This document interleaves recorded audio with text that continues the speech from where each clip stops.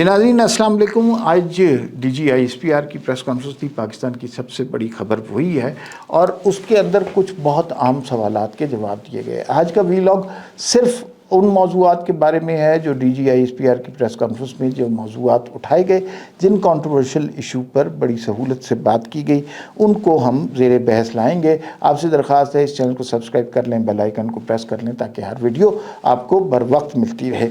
अच्छा जी, कल असल में मोहसिन नकवी साहब ने इकनॉमिक समिट से गुफ्तगू की, उसके बाद एक तहलका सा मच गया और किसी ने कहा मार्शल लॉ आ रहा है, किसी ने कहा शहबाज शरीफ हुकूमत की छुट्टी हो गई, किसी ने कहा कि मोहसिन नकवी वज़ीर आज़म बन रहे हैं, किसी ने कहा हाफिज़ अब सदर बन रहे हैं। ये सारा कुछ चलता रहा और बहुत सारे मामला थे जिस पे एम्बिग्युइटी क्रिएट हो गई थी, कन्फ्यूजन क्रिएट हो गया था और वो एक मामला नहीं था, बहुत से मामला थे।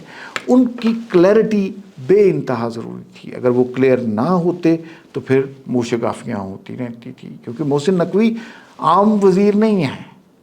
मोहसिन नकवी एक बड़े ख़ास वज़ीर हैं और उनकी जो बात होती है सब यही समझते हैं कि उनकी बात तो उधर से हो रही है, बड़े घर वाले को रिप्रेजेंट कर रहे हैं, तो मोहसिन नकवी तो वो इस तरह के आदमी हैं। तो इस सूरत हाल में कुछ चीज़ों की क्लैरिटी पूरी कौम को दरकार थी और तहलका सा मचा हुआ था। ड्राइंग रूमों में सरगोशियाँ शुरू हो गई थी, कुछ लोगों ने शेरवानियाँ ताज़ा ड्राई क्लीन कराना शुरू करवा दी थी कि भाई ये हमारा नंबर लगने लगा है और अब देखिए कि मामला बिल्कुल सेट हो जाएंगे। लेकिन चीज़ें ग्रेजुअली आगे चली। DGISPR की प्रेस कॉन्फ्रेंस में तवील प्रेस कॉन्फ्रेंस थी, उसके अंदर हर तरह के सवालात का जवाब दिया गया। सारे लोग वहाँ पर मौजूद थे। वसीम अब्बासी थे, खुर्रम शहजाद थे, अबसार आलम थे, हसन अयूब थे, आमिर इलियास राना थे, नैयर अली थी, अहमद मंसूर थे और बेशुमार जर्नलिस्ट थे और वो सारे इम्पोर्टेंट जर्नलिस्ट थे और वो इम्पोर्टेंट सवाल कर रहे थे। उनके सवालात से बाज़ औक़ात मुख्तलिफ़ प्रेस कॉन्फ्रेंस के मानी दरियाफ़्त होते हैं, हमने देखे हैं।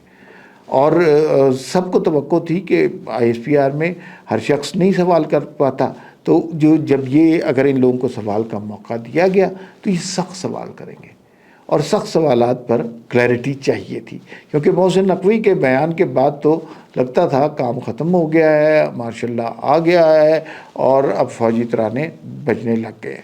तो ये सिचुएशन कल से डेवलप हुई थी। उसके बाद आज DGISPR की प्रेस कॉन्फ्रेंस हुई, उसके अंदर बड़ी क्लैरिटी मिल गई है।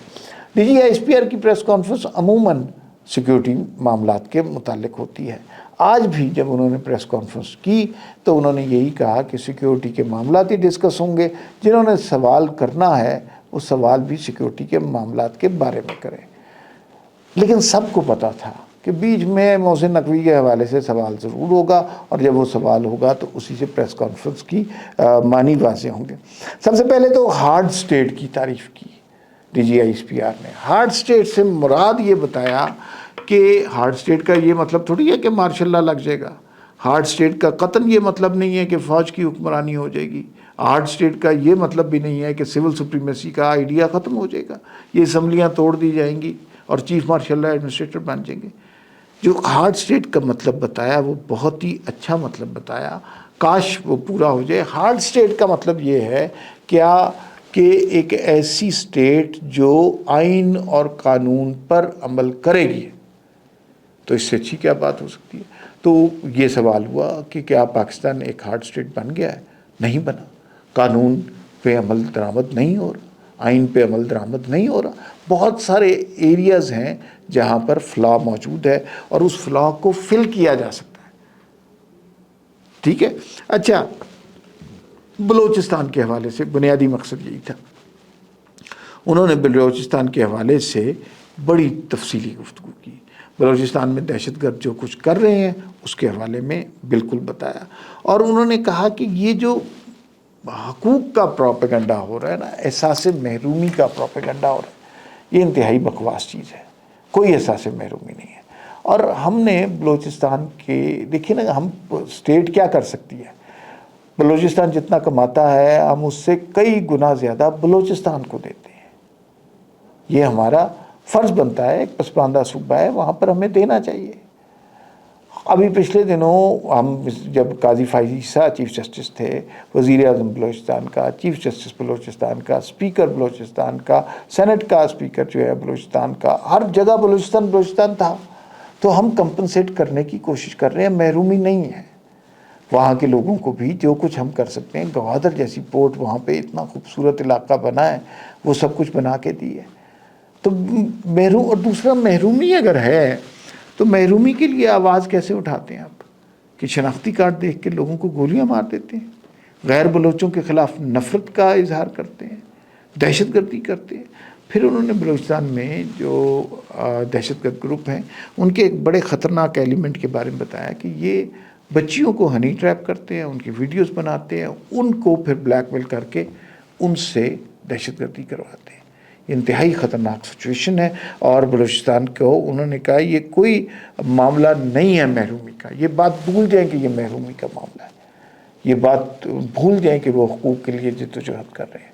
یہ بات کلیئر ہونی چاہیے. وہ انڈین ایجنڈے پہ را کے ایجنٹ ہمارے ہاں کام کر رہے ہیں، اور وہ ریاست سے کے خلاف ہتھیار اٹھا چکے ہیں، اور ایسے لوگوں کو ریاست معاف نہیں کرتی. اب آتے ہیں اس سوال پر. ابصار عالم صاحب کے پاس مائک آیا. ابصار عالم صاحب کے پاس جب مائک آتا ہے تو وہ کھل کر بات کرتے ہیں. انہوں نے کہا جی کہ بات یہ ہے کہ محسن نقوی صاحب نے جو بیان کیا ہے تو کیا آپ اس کو انڈوز کرتے ہیں؟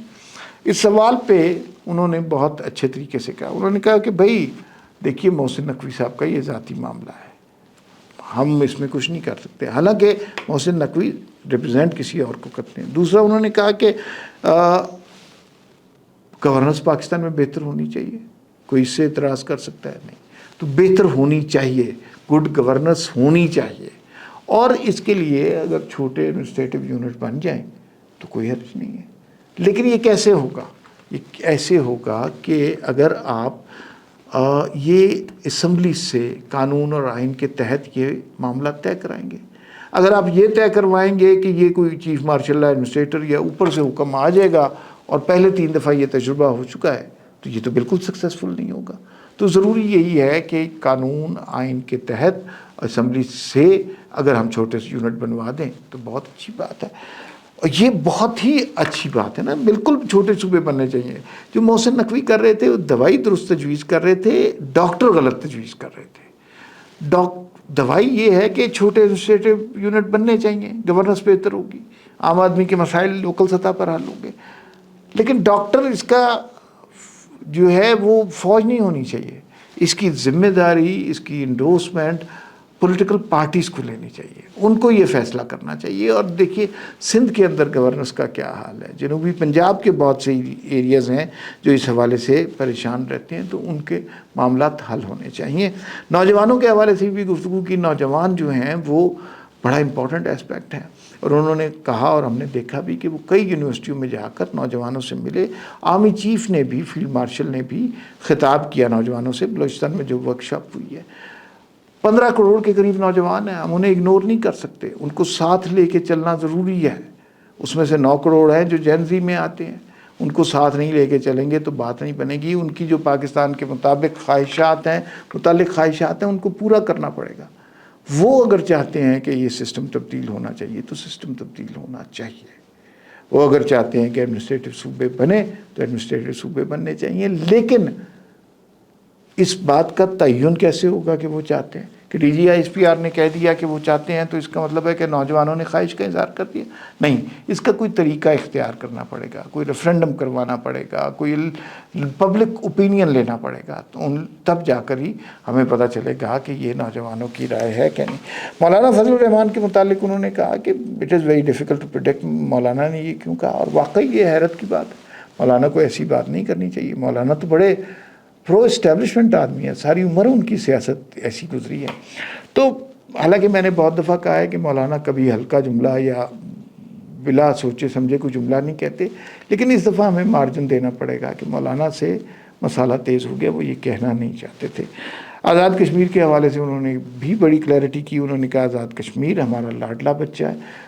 آزاد کشمیر میں جو لوگ نعرے لگا رہے ہیں ریاست مخالف، ان کو اندازہ ہونا چاہیے کہ مقبوضہ کشمیر میں بھارتی فوج نے کتنا ظلم کیا ہے. بچیاں بیٹیاں لوگوں کی ریپ ہوتی ہیں، لوگوں کو سرے عام قتل کیا جاتا ہے. انسانی حقوق وہاں پر نہیں ہیں. تو ان کو اس سے سبق سیکھنا چاہیے۔ بہت ہی اچھی پریس کانفرنس تھی، بہت سارے سوالات کا جواب مل گیا، بہت سارے سوالات ابھی بھی باقی ہیں، لیکن ہماری طرف سے فی الوقت اتنا ہی، پھر ملاقات ہوگی۔ اللہ حافظ۔